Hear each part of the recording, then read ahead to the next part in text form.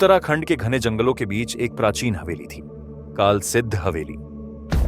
100 साल पहले यह एक अमीर जागीरदार वीरेंद्र प्रताप सिंह का घर था, लेकिन एक रात पूरे परिवार का बेरहमी से कत्ल हो गया। कहते हैं उस रात हवेली में किसी आत्मा का साया था जिसने सभी को मौत के घाट उतार दिया। तब से यह हवेली वीरान पड़ी थी। जो भी अंदर गया वो या तो कभी लौटा नहीं या फिर लौटा लेकिन अपने होशो हवास खो चुका था। रात के 11 बज रहे थे। पांचों दोस्त एक जीप में बैठे घने जंगलों के बीच हवेली के नजदीक पहुंच रहे थे। मुझे नहीं लगता कि हमें वहां जाना चाहिए, सीमा ने डरते हुए कहा। अरे डरो मत, यह बस एक पुरानी हवेली है, कुछ नहीं होगा, अजय ने हंसते हुए कहा। विक्रम ने अपने फोन में एक पुराना दस्तावेज दिखाया। यह हवेली वीरेंद्र प्रताप सिंह की थी।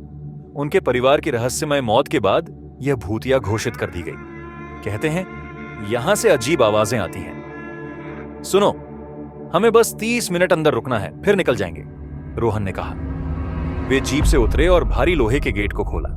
गेट खुद ब खुद जोर से बंद हो गया। हवेली की टूटी फूटी खिड़कियों से अंधेरा झांक रहा था। अंदर जाते ही ठंडी हवा का झोंका आया। फर्श पर धूल जमी थी, लेकिन वहां किसी के ताजा पैरों के निशान थे।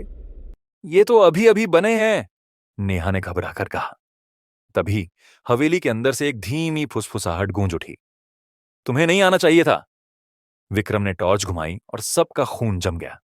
सामने एक अधखुला दरवाजा था जिसके पीछे से किसी की लाल चमकती आंखें दिख रही थीं। भागो! रोहन चिल्लाया, लेकिन जैसे ही वे मुड़े पूरा कमरा बदल चुका था। दरवाजे गायब हो गए और उनके चारों ओर सिर्फ अंधेरा था। यह जगह हमें निकल रही है, नेहा ने रोते हुए कहा। तभी विक्रम जमीन पर गिरा और उसके शरीर से परछाइयां निकलने लगीं। उसकी आंखें सफेद हो गईं और उसकी आवाज किसी और की बन गई। तुम अब मेरे हो। बाकी चारों कांपते हुए एक कमरे में घुस गए और दरवाजा बंद कर लिया, लेकिन दीवारों पर खून से लिखा था, इस घर में जो भी आता है वो यहीं रह जाता है। तभी सीमा की नजर एक पुरानी किताब पर पड़ी। उसमें एक नाम लिखा था, काल सिद्ध।